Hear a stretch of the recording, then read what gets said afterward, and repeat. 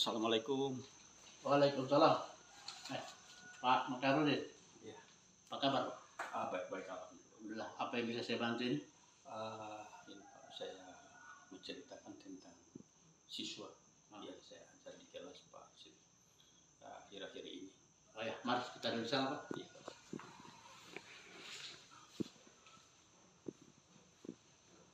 Silakan Pak. terima kasih banyak Pak. Jadi terima kasih Pak Maka. Apa yang bisa saya bantu? Ada masalah apa selama ini? Saya selama ini Pak untuk anak-anak ini, masalah saya selama mengajar ini yaitu anak-anak pada saat saya mengajar memberikan materi di kelas itu, mereka selalu cerita juga Pak. Kayak ceritanya itu mengelompok. Iya, sehingga pada saat saya menjelaskan, setelah saya tulis poin-poin yang akan saya jelaskan pada hari itu, ya, sebagian tidak semua juga, tapi mencerita itu, tapi kalau di persentase mungkin lebih banyak 60-40 mungkin lebih banyak cerita-cerita itu. Setelah saya menuliskan poin-poin yang saya jelaskan pada hari itu, saat itu saya menjelaskan begitu saya menghadapi mereka mesti tetap cerita. Namun saya menjelaskan itu dari poin saya sampai terakhir, mereka kayaknya kurang perhatian yang cerita itu. Berarti mereka ini masalahnya tidak fokus di Tidak fokus pelajaran. Pak, tidak fokus. Apa yang Pak Makarudin sudah lakukan? Saya lakukan itu Pak, saya lakukan pendekatan. Yang pertama, apa yang saya sudah jelaskan, saya tanyakan kepada mereka. Ya.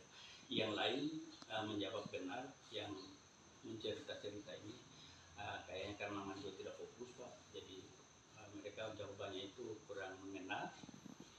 Setelah itu mereka saya suruh perhatian semua, tapi masih satu dua orang masih cerita lagi. Akhirnya Pak saya dekati, saya ke tempat dulunya, HP-nya saya suruh lepas, kemudian saya cerita kenapa tidak perhatian pada saat saya menjelaskan tadi. Dia menjawab tidak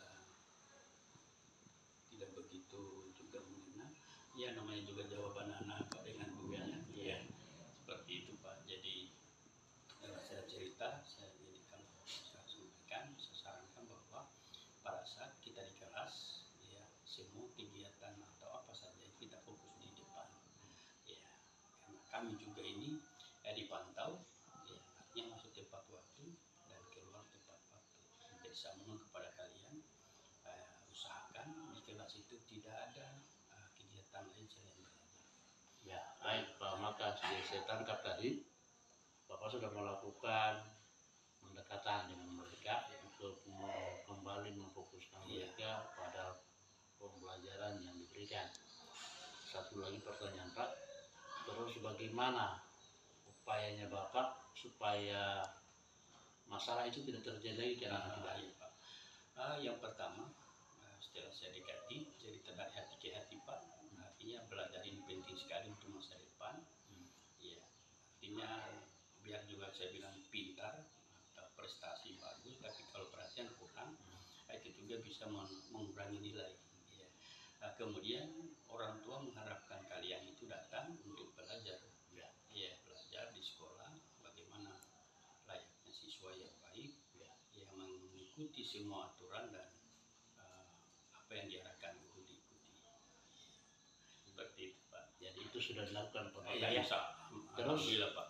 Dengan cara itu dampaknya seberapa besar? Dampaknya yang ada, tapi kalau persentase mungkin kurang lebih 90%. ada perubahan. Ya, ada perubahan.